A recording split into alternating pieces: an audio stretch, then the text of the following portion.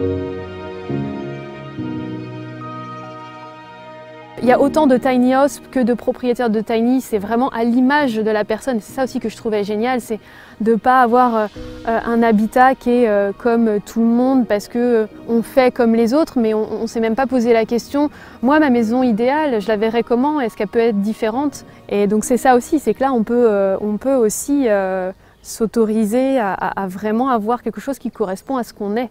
Ma question c'était: comment impacter le moins possible la nature pour assurer mon besoin d'habitation, quoi. L'idée de la légèreté, du minimalisme et du moindre impact sur l'environnement. Et tant que ça respectait ça, peu importe la forme que ça peut prendre finalement. Et pour moi, ça a été la tiny qui m'a paru plus accessible en fait. Il a fallu se renseigner, rencontrer des personnes qui avaient les tiny, savoir comment est-ce qu'on peut en acheter une, est-ce que ça existe. À l'époque, c'était quand même encore tout récent, quoi, 2015-2016, quand j'ai commencé à me renseigner. En France, il n'y en avait quand même pas beaucoup encore. Donc voilà, ça coûte combien d'acheter une tiny toute prête? Est-ce que ça rentre dans mon budget? Si je ne l'achète pas toute faite, est-ce que je peux l'auto-construire? Comment? Et puis après la question bien sûr de où je la pose, parce que c'est bien sympa d'avoir une maison qu'on peut bouger, qu'on peut poser potentiellement n'importe où, mais en fait non, il faut voir quand même où est-ce qu'on peut la poser. Ça a été le fruit d'un long processus de réflexion, où à la base c'était... j'ai commencé à me questionner sur mon mode de vie parce que j'intervenais dans les écoles, donc j'étais en région parisienne, et je parlais de la protection de l'eau, de la protection de la biodiversité. Je commençais à avoir accès aussi à des informations et des données scientifiques sur l'état de notre planète. Et à un moment donné, en termes de cohérence, je me suis dit je ne peux pas aller dans les écoles et puis expliquer l'impact de l'homme sur l'environnement, ce à quoi il faut faire attention, sans faire moi-même le maximum de ce que je peux faire. Et donc j'ai commencé à regarder sur internet, dans des bouquins, à voir des films, à regarder des conférences sur tout ce qu'on peut faire. Puis après les choses elles viennent aussi d'elles-mêmes. Tu vois, le zéro déchet, la permaculture. donc voilà, j'ai commencé vraiment à m'ouvrir à tout ça en fait. Et donc à modifier des choses dans mon quotidien. Sauf qu'à un moment donné, en région parisienne, dans un appartement en location, on peut faire des choses, mais jusqu'à un certain point, jusqu'à une certaine limite. Et la limite, à un moment donné, ça a été l'habitat. Ok, il y a un impact, ne serait-ce que sur la place que l'habitat elle prend sur un terrain. Et puis ensuite la construction, les matériaux, puis la consommation, donc quel chauffage, quelle isolation, enfin voilà, il y avait tout ça. Et là je me suis dit, il faut que je trouve en fait un habitat écologique, forcément. Donc j'ai commencé à me renseigner. Et au départ sur des maisons éco-conçues classiques, on va dire. Et là quand même, je me suis heurtée à la question du budget. Et puis à la faisabilité, et puis c'était encore malgré tout trouver un terrain, être propriétaire d'un terrain. Donc là après il y avait la question de la propriété, est-ce que j'ai envie d'être propriétaire de mon terrain? Et je suis tombée par hasard sur une vidéo, c'était je pense une des premières tiny en France, ou une des premières à lancer le mouvement des tiny en France, parce que ça devait être en 2015, quand j'ai découvert un petit reportage sur Laetitia de Baluchon. Et là, quand j'ai vu le reportage, c'était vraiment son discours a fait complètement écho à là où j'en étais dans mes réflexions en fait sur la question de l'habitat. Et je me suis dit, oui, c'est ça. Alors bien sûr, il y en a d'autres. Il y a la yourte. Je me suis renseignée sur d'autres choses. La yourte, les maisons Kerter en Bretagne, là, en terre paille, construites de ses mains. Donc il y a plusieurs choses dans le sens d'un habitat petit, léger, éco-conçu, mobile ou pas mobile, mais en tout cas dans l'idée que même s'il n'est pas mobile, c'est-à-dire qu'on ne le transporte pas, il peut être vite il peut vite revenir à l'état de nature, on va dire. En fonction des pays, les réglementations ne sont pas les mêmes. Et donc il y a des pays où effectivement c'est beaucoup plus facile de poser une tiny un peu comme ça, sans autorisation, de la déplacer sur la route. Enfin, clairement, aux États-Unis, ils ont des tiny qui sont big, avec des gros véhicules pour les déplacer. C'est pas du tout les mêmes. En France, on est réglementé sur la largeur, sur la hauteur, si on veut pouvoir la déplacer sans faire appel à un convoi exceptionnel. Donc voilà, qu'est-ce qu'on peut faire dans le contexte français? Après, c'était ça la question. Il y a eu un moment où la tiny a été considérée comme une caravane. Donc c'était un peu la législation de la caravane, donc il fallait la déplacer tous les 3 mois, si on est sur un terrain, soit un terrain privé si on a l'autorisation des propriétaires. Donc aujourd'hui, la tiny n'est plus considérée comme une caravane, mais elle n'est pas non plus, enfin dans la législation nationale, elle n'est pas vraiment reconnue comme un habitat permanent possible. Donc si c'est mon habitat permanent, ensuite il faut que j'ai l'autorisation localement. Donc l'autorisation des autorités locales, on va dire, de la collectivité sur laquelle je m'installe. Il y a eu des hauts et des bas dans le projet. Au fur et à mesure des contacts, déjà la première chose c'était de quitter la région parisienne, parce que là-bas je ne voyais pas comment réaliser ce projet-là. Pour trouver un terrain, ça me paraissait impossible. Ça l'est peut-être plus aujourd'hui, mais en tout cas à l'époque, donc c'était première chose, quitter la région parisienne. Donc déménager, trouver un nouvel emploi. Donc il y a eu déjà un gros changement là-dessus. Donc je suis arrivée ici parce que j'ai trouvé un emploi ici. Et puis ensuite, pour une question de budget, je ne voulais pas non plus rentrer dans le système d'un emprunt sur une trop longue durée. Parce que c'est quand même un certain coût malgré tout, enfin, moins qu'une maison classique, mais il y a quand même un coût et je voulais vraiment, j'avais dans l'idée d'être le moins possible raccroché à un emprunt pour mon habitat, donc il y avait cette question-là, donc je me suis au départ un peu lancée sur l'autoconstruction quand je suis arrivée ici. Je me suis dit je vais étudier la question de l'autoconstruction, il y a des constructeurs de tiny qui proposent d'accompagner les porteurs de projets à autoconstruire. Donc on finance finalement, enfin on paye l'accompagnement pour être accompagné sur certaines parties du projet en fonction de ses compétences. Donc je me suis dit je vais tenter ça et puis je trouverai de l'aide quoi. Sauf que du coup il me fallait un lieu pour poser le châssis au départ, avoir du matériel pour bricoler, stocker le matériel, stocker la tiny le temps de la construction. Je voyais bien sur les blogs de constructeurs, d'autoconstructeurs que ça peut prendre du temps. Et donc j'ai pas trouvé ce lieu-là. Enfin, j'ai cherché un petit peu et puis ça s'est pas fait de trouver où est-ce que je pourrais l'autoconstruire finalement. Donc à un moment donné, j'ai été un petit peu... Je me suis retrouvée un peu bloquée là dans ma réflexion, je voyais plus trop, je me disais une tiny neuve, entièrement aménagée, j'ai pas le budget. Et une tiny en autoconstruction, matériellement là je vois pas comment faire. J'ai pas trouvé en tout cas. Donc à un moment donné j'étais bloquée, je me suis arrêtée et j'ai fait évoluer le projet de tiny en projet roulotte attelée. Je me suis dit ok la tiny c'est trop gros pour moi. Il faut quelque chose de plus petit, encore plus léger, de plus accessible pour l'autoconstruction. Donc j'ai démarré ce projet-là et là-dessus est arrivé un autre blocage, c'était bah oui mais une roulotte attelée, que c'était vraiment l'idée. Pour le coup il y avait aussi je raccrochais la mobilité, donc mobilité zéro carbone, le cheval ok c'est super. Donc plus la lenteur, ralentir, etc. Légèreté maximale et puis limite même vie nomade quoi. Donc là j'étais allée jusque là et enfin j'étais prête à ça, sauf que je ne sais pas mener. Et moi c'est bien, t'as ta roulotte, t'as ton cheval, mais il faut quand même, ça s'apprend à la tâche, c'est pas rien. Donc je me suis dit là je fais les choses à l'envers, je vais pas construire une roulotte si j'ai pas appris à mener. Donc j'ai commencé à chercher pour apprendre à mener et là-dessus est arrivé le premier confinement. Donc tout s'est arrêté. La personne qui devait m'accompagner pour autoconstruire la roulotte avait une tiny à vendre. Et donc à un moment donné, quand on a mis le projet de roulotte en stand-by, la tiny est revenue en fait à moi quand je l'avais lâchée finalement. Elle m'a dit mais tu sais qu'on a une roulotte, parfois j'appelle la tiny la roulotte, une tiny à vendre, elle est là, si tu veux, ça pourrait correspondre à ton projet malgré tout pour franchir le pas.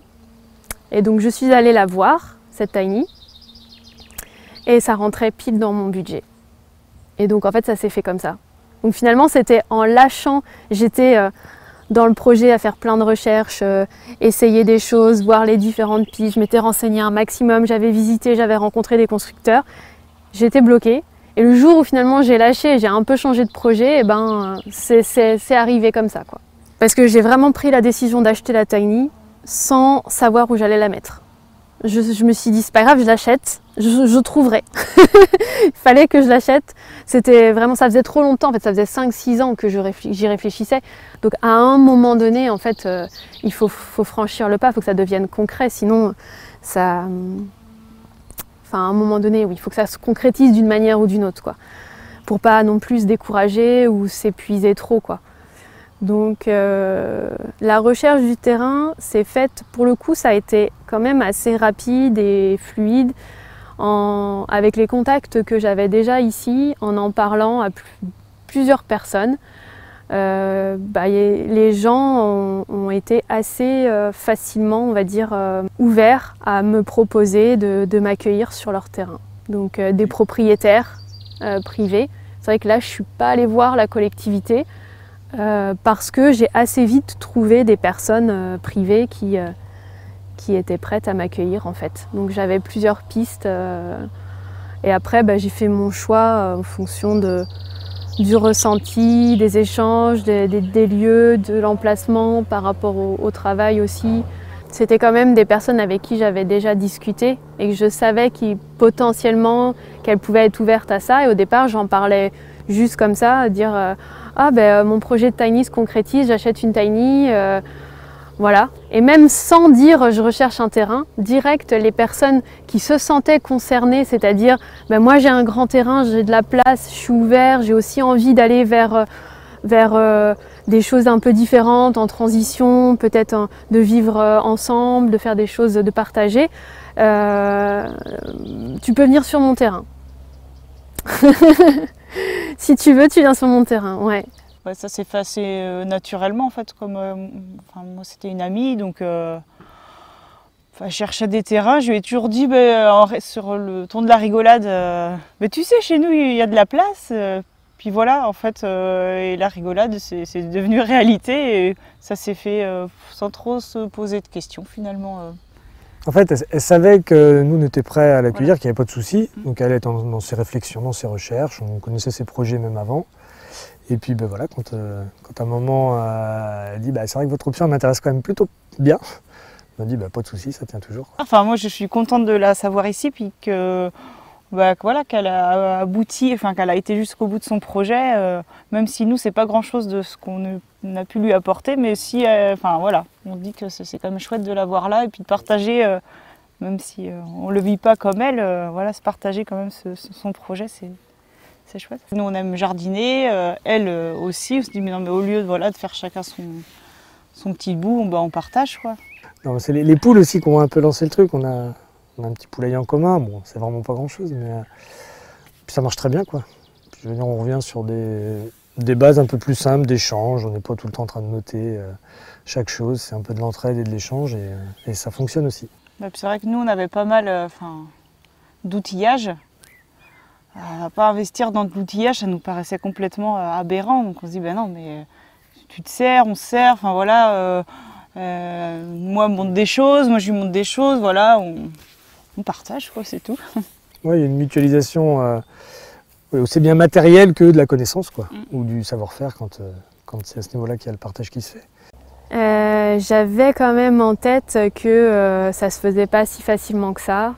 Que même sur un terrain privé, il fallait une autorisation, je savais, et j'avais pas envie de faire mon truc caché dans mon coin.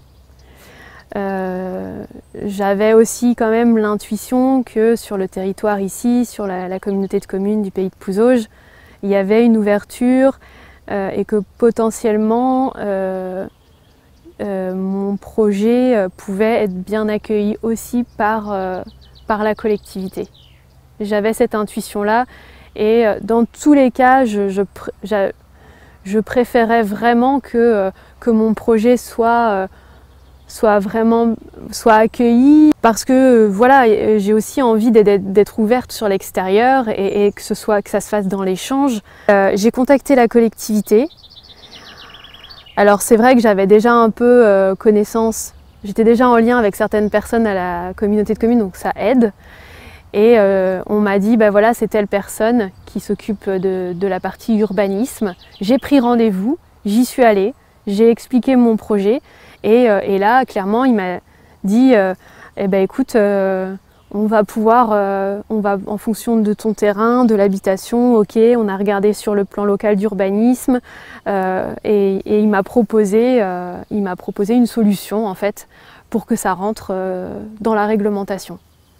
Donc ça a été vraiment, on va dire, en discussion avec le service urbanisme de la communauté de communes. Et après, je suis aussi quand même allée voir le maire de la commune, que j'ai aussi contacté.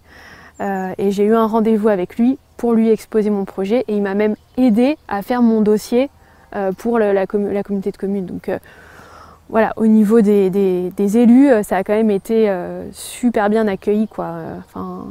Les premiers mois, alors c'est sans s'en rendre compte, c'est vraiment une nouvelle vie en fait. C'est pas juste je change d'habitat, je réduis.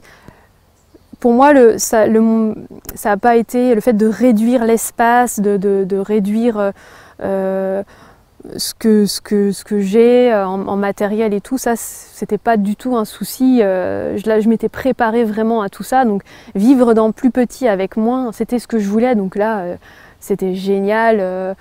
Et effectivement la légèreté, la liberté, on la ressent tout de suite. Après c'est plus, eh bien on est beaucoup plus dans l'environnement. Du fait d'être dans la tiny, je pense qu'il change vraiment par rapport aux maisons classiques, c'est que, alors on n'est pas dans une tente non plus, mais on est beaucoup plus au contact de la nature qui est autour de nous. Donc en fait, c'était plus au départ, je ne connais pas l'environnement ici. Je suis dans la tiny, j'ai décidé d'être dans une tiny, c'est top. Je sais, mes besoins premiers sont largement couverts, enfin voilà, il n'y a pas de souci. J'ai de quoi vivre correctement, largement, confortablement même, je dirais. Maintenant, c'est la tiny dans l'environnement et comment je m'intègre dans cet environnement. Et notamment les bruits que je ne connaissais pas. Et il y a plein de bruits en fait quand on est dehors, qu'on ne prend pas le temps forcément en général. Quand on est dans sa maison, en fait, on est fermé de l'environnement. Que là, même l'hiver, si je suis à l'intérieur, j'entends tout ce qui se passe dehors, ou j'entends beaucoup de choses qui se passent dehors. Le vent, les branches, les arbres, les oiseaux, et puis tous les autres bruits même de la vie humaine en fait. Et tout ça, c'était nouveau pour moi, parce que je ne connaissais pas l'environnement. Donc au départ, c'était vraiment plus, quand je suis dans la tiny, il se passe plein de choses à l'extérieur, j'entends toutes ces choses, et comment c'était juste de m'y habituer, en fait, de savoir ce que c'est, d'apprendre à les connaître. Donc au départ, j'étais beaucoup à l'écoute en fait, de ce qui se passe à l'extérieur. Et la nuit, je dormais pas beaucoup. Les premières nuits, c'est vrai, les premières semaines, la nuit, il y avait énormément de bruit et que voilà, il a fallu s'habituer. Mais c'était peut-être c'était vraiment une question de s'intégrer à l'environnement et finalement réapprendre à vivre même la nuit beaucoup plus au contact de la nature et pas séparé de la nature. Et moi j'ai vraiment du coup maintenant ce sentiment-là, je le savais mais là je l'ai expérimenté, que quand on est dans nos maisons avec des murs d'une épaisseur assez importante, alors oui ça protège, hein, c'est sûr, enfin pas dire le contraire, certainement que ça protège des intempéries, etc. Mais malgré tout, on est déconnecté de l'environnement dans lequel est la maison. Que là avec la tiny, j'ai envie de dire, on se prend tout. Donc, quand il y a des tempêtes, quand il y a du vent, quand il y a de l'orage, quand il y a de la pluie, je ne suis pas dehors, je ne suis pas mouillée, ah ouais, il pleut, bah ouais, il pleut bien, quoi, hein, je l'entends bien. Donc, mais c'était aussi ce que je voulais. Mais ça, je ne l'avais jamais expérimenté comme ça, donc ça a été la découverte, on va dire, vraiment. C'était vraiment ça. Mais c'est chouette, enfin, aujourd'hui, maintenant, je trouve ça génial et j'adore. C'est même limite, je me dis, très souvent, je me dis, ah mais encore mieux, ce serait vraiment de vivre dans un arbre, quoi. Je me dis, j'aimerais bien essayer un jour de passer la nuit dans un arbre, quoi, pour être vraiment au contact du vivant, quoi. Je me dis, quand on est dans nos maisons, on est fermé, on est séparé du vivant, quoi. Et là, c'est vraiment de retrouver le contact avec le monde vivant autre que humain, quoi. L'idée aussi de cet habitat-là, c'est d'aller vers une autonomie énergétique. Donc bien sûr moins consommer, moins émettre et réduire au maximum voilà, l'usage de l'électricité, l'usage du pétrole, enfin, c'est vraiment l'idée.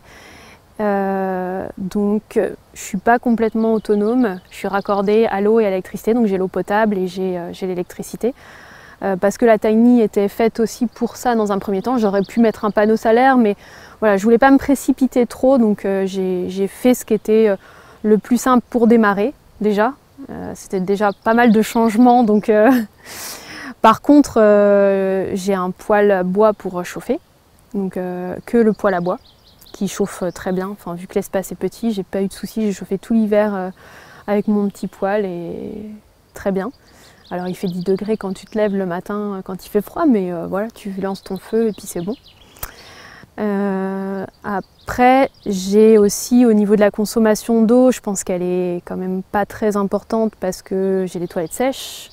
Donc ça réduit forcément déjà pas mal. Ça c'était une évidence, enfin, les toilettes sèches vraiment obligatoires pour moi. Et donc après il reste la douche quand même et l'évier pour la vaisselle. Donc après c'est comment dire, voilà, d'essayer de faire attention au maximum. Ce que j'aimerais bien ajouter à cette tiny, c'est des gouttières et un récupérateur d'eau de pluie. Donc ça c'est en prévision. Et évidemment, j'aimerais bien ne plus être raccordée à l'électricité et trouver une solution pour moi encore plus, pour aller plus loin, plus autonome. Donc là, j'ai un frigo, j'ai un chauffe-eau, donc utilise l'électricité, et j'ai des plaques électriques. Là, ce que j'aimerais, c'est peut-être enlever le frigo ou avoir un frigo beaucoup plus petit et trouver d'autres solutions pour préserver mes aliments. La plaque électrique, j'ai pas encore de solution. Faire sa cuisine au bois, bon, il existe des choses. Four solaire, tout ça, je l'envisage aussi.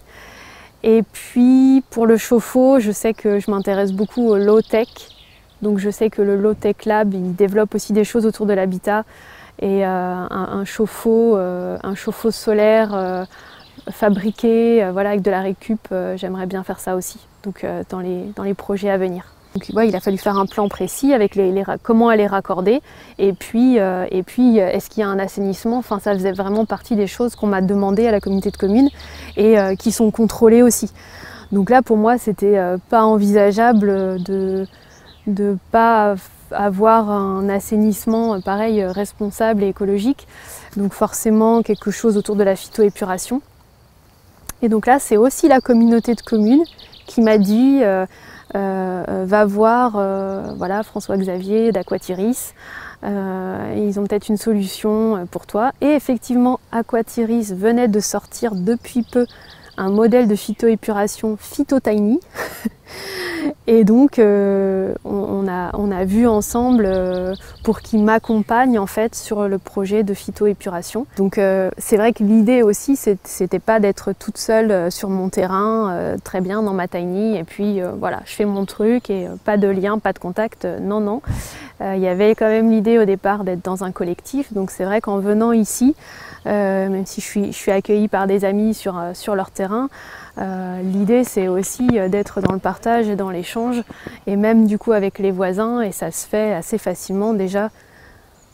Quand je suis arrivée, Alors, est-ce que la tiny était posée? Je ne sais plus, mais en tout cas, à mon arrivée, c'est tombé au moment où il y avait la fête des voisins. Donc, chaque année, ils organisent la fête du village où tout le monde est invité. Et donc, direct, Rachel et Mika m'avaient dit tu es invité, tu viens pour te présenter. Si la tiny était posée, parce que. Et donc, tout le monde, on a fait une visite de la tiny à ce moment-là. Donc, moi, ça m'a permis de rencontrer tout le village. Et que eux me voient et voient la tiny. Au moins déjà comme ça pour aussi dédramatiser, désacraliser le truc. Donc on s'est rencontrés comme ça déjà avec tout le village. Donc déjà ça a créé du lien, même si ça parlait pas forcément à tout le monde. Il y avait cette curiosité et il y avait quand même cette envie d'en savoir un peu plus, on va dire. Avec Rachel et Michael, on partage le poulailler, un peu le potager, les graines, on bricole ensemble, on se partage du matériel. En fait, ce que je ressens, c'est vraiment de reprendre le pouvoir sur sa vie, quoi. Vraiment. Et que du coup, en étant un peu allégé, on va dire, des contraintes qu'on se met, parfois malgré nous, hein, mais il faut que j'ai une maison de telle taille, il faut que j'ai tant de voitures, il faut que j'ai tant de choses dans ma maison, que je sois raccordée à tout ça, il faut que j'ai accès à ci, à ça. En fait, on se bloque et on se met énormément de contraintes. Et du coup, en s'allégeant au maximum,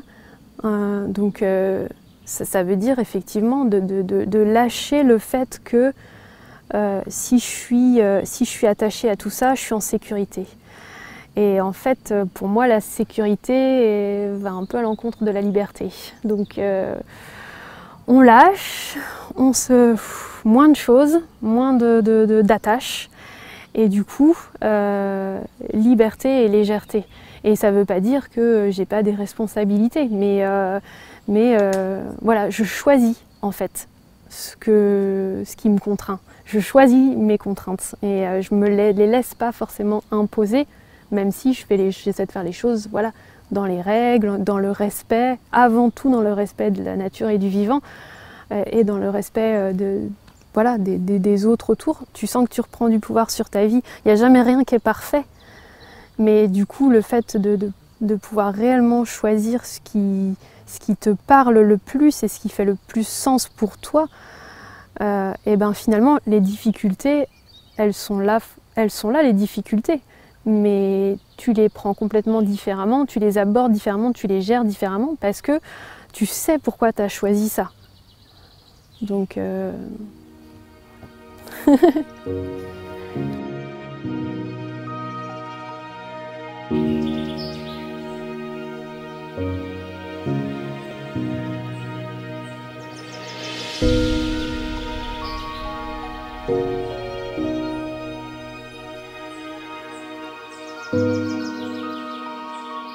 Thank you.